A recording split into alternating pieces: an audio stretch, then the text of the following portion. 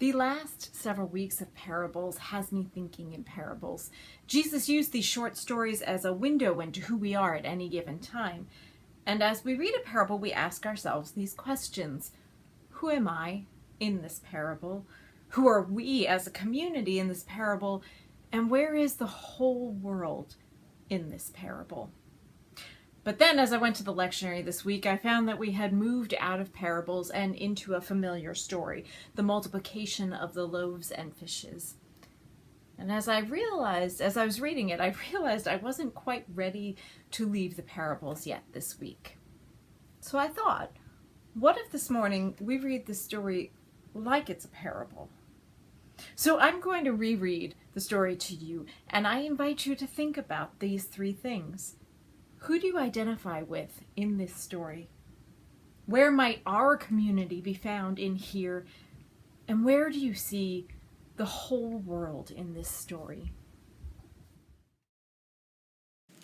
Jesus withdrew in a boat to a deserted place by himself. But when the crowds heard it, they followed him on foot from the towns. When he went ashore, he saw a great crowd, and he had compassion for them and cured their sick. When it was evening, the disciples came to him and said, "This is a deserted place, and the hour is now late. Send the crowds away so that they may go into the villages and buy food for themselves." Jesus said to them, "They need not go away. You give them something to eat." They replied, "We have nothing here but 5 loaves and 2 fish." And he said, "Bring them here to me." Then he ordered the crowds to sit down on the grass. Taking the 5 loaves and the 2 fish, he looked up to heaven and blessed and broke the loaves and gave them to the disciples, and the disciples gave them to the crowds. And all ate and were filled. And they took up what was left over of the broken pieces, 12 baskets full. And those who ate were about 5,000 men, besides women and children.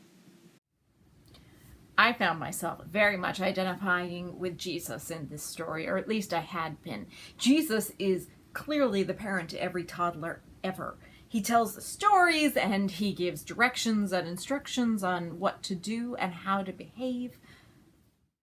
He heals the sick and kisses the boo-boos. Everywhere he turns, someone needs him.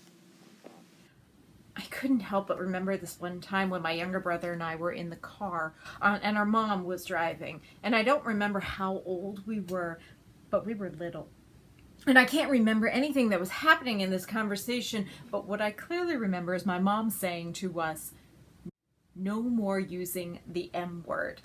In other words, we couldn't invoke the word mom. We couldn't even use her name because that also began with an M. She needed a little break. She still had to be with us in the car, logistically, but she needed a moment where no one asked her for anything. When my kids were little, I finally understood this temporary injunction against using the M word. My children were delightful and adorable, and sometimes I just needed a break from feeling responsible for, everything. And I can't even imagine how much more this is in the time of COVID. I have looked around every single day, grateful that I have teenagers and not toddlers in this time of lockdown. So here, Jesus decides to take a break. I imagine Jesus is a little like that parent, who hides in the bathroom looking for a few minutes of peace. But again, like any parent of a toddler knows, they'll find you. Especially if they sense you want to be alone. Especially if you are in the bathroom.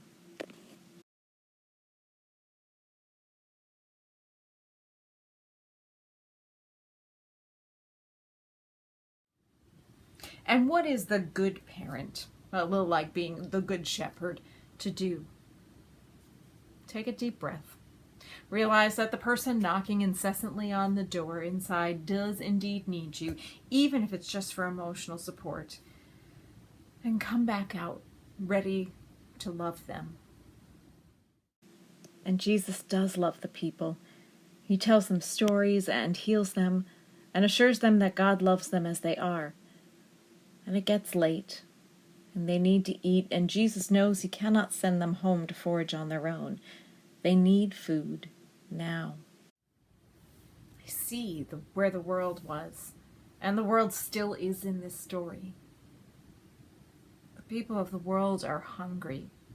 Hungry for food, for healing, for love, for meaning, for connection. The world is starving for these things, and I see it every day. I see it in the news and on my Facebook page. I see it at the grocery stores and on the playground.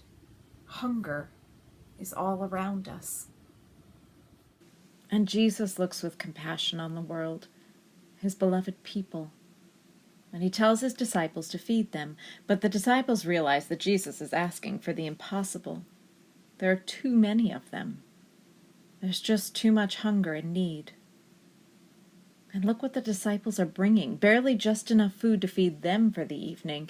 A few loaves of bread, a couple of fish, a paltry meal. Nowhere near what it's needed to feed this crowd. When I look at the hunger of the world, I feel inadequate, so defeated by what's needed and the meager gifts I have to offer. But here's where I see our community in this story. Jesus asks us to give of ourselves, and even though it doesn't feel like enough to feed the whole world's hunger, like the disciples, in faith we give what we have. And faith here isn't just this blind trust that it will all work out, but rather it's doing the work that Jesus gives us, even when we aren't sure it will be sufficient. Faith is doing work in spite of our doubts. When we take a deep breath and we bring our meager gifts and offer them to God, well, this is where the miracle occurs, right? They are suddenly enough and then some. Our gifts, our work, our time, and our energy, it is blessed and it is multiplied and it's made greater than we could ever ask or imagine. These days, I think everything feels both like it's too much and not quite enough. And as we walk through these strange days, maybe we can remember that God is ready to feed our hunger and blesses our efforts to feed others in turn.